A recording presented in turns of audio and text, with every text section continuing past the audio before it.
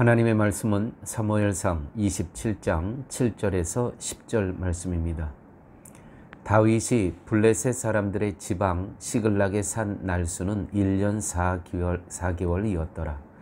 다윗과 그의 사람들이 올라가서 그슬 사람과 기르스 사람과 아멜렉 사람을 침노하였으니 그들은 옛적부터 술과 애굽 땅으로 지나가는 지방의 주민이라.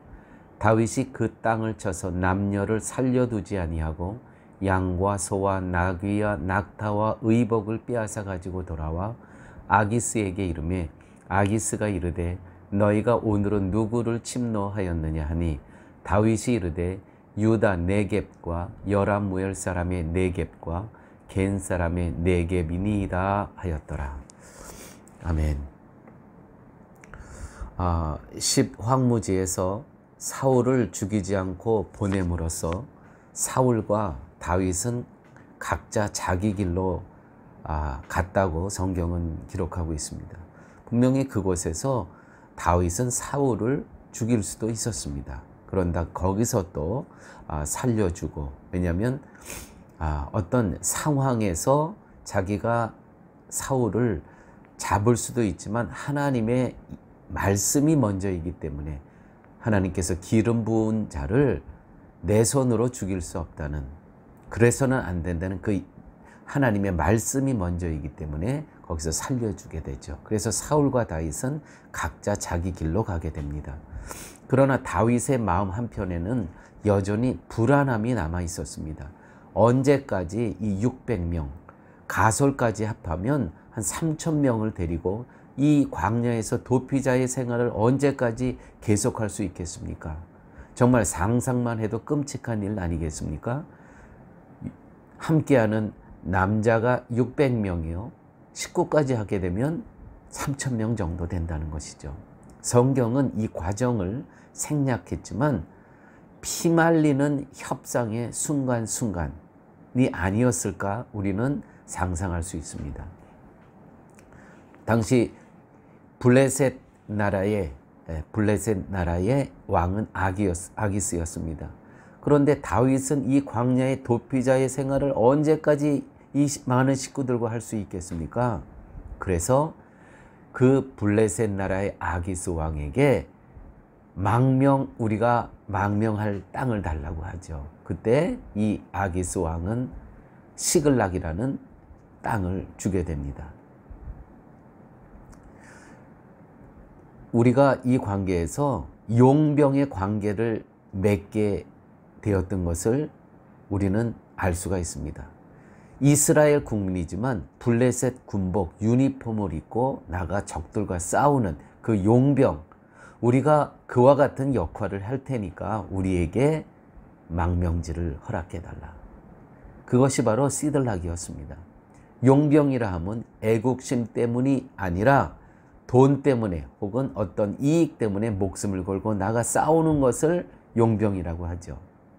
제가 얼마 전 네팔 용병이 영국을 위해 이제 군인으로 선발하는 그 훈련받는 다큐멘터리 영화를 한 편 봤습니다. 그 용병 시험이 보통 어려운 게 아니더라고요. 체력 시험을 하죠. 거기다 또 영어 시험도 보죠. 이렇게 해서 모든 이 과정이 보통 힘든 과정이 아니더라고요. 최종적으로 선발된 사람은 네팔 최저임금의 70배를 받더라고요. 70배. 한 달 월급이 예를 들어서 100불이다 그러면 여기에 70배를 곱해 보십시오. 7,000불입니다. 한 달에. 이만큼의 돈을 받는 거예요. 지원한 네팔 청년들이 500대 1의 경쟁을 뚫고 최종 100명을 뽑는 그러한 다큐멘터리, 그러한 영화였습니다. 여기에 네팔 청년들이 이 훈련에 합격을 하기 위해서 얼마나 그 연습을 하고 훈련을 하고 체력 단련을 하는지요. 그거 보면서 마음이 참 찡하더라고요. 교회 여러분, 우리는 살면서 그리스도의 나라의 시민이지만 사단의 군사로 세상에 나가 싸우고 있지는 않습니까? 하늘에 속한 사람이 돼 사탄만 좋아하는 그러한 용병의 역할을 하고 있지 않습니까? 혹시 나는 사단의 왕 노릇하는 나라의 용병으로 살아가고 있지는 않나 한번 생각해보는 시간이 되었으면 좋겠습니다.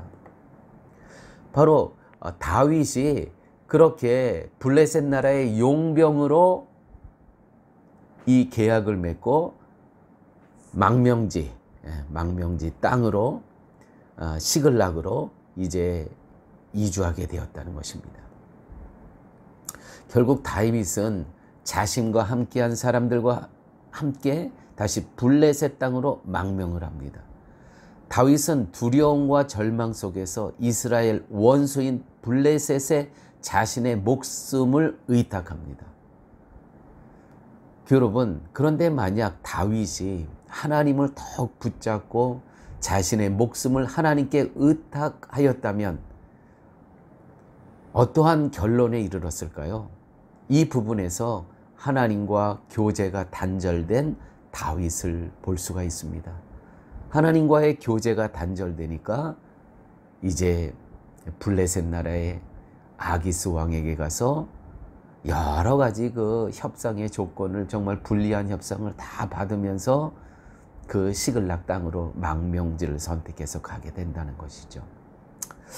그럼에도 불구하고 여러분, 하나님께서는 이방 민족에게 자신의 생명을 의탁하고 거짓말을 하며 아기스에게 신임을 받으려고 노력했던 다윗을 끝까지 보호해 주셨습니다. 끝까지. 우리는 하나님께 신실하지 못하지만 하나님은 여전히 우리를 신실하게 보호해 주시고 계신다는 것이죠. 우리는 오늘 이 본문을 통해서 성실하신, 신실하신, 결코 자기 백성 사랑하는 것을 결코 포기하지 아니하시는 하나님의 사랑을 오늘 만날 수 있는 겁니다.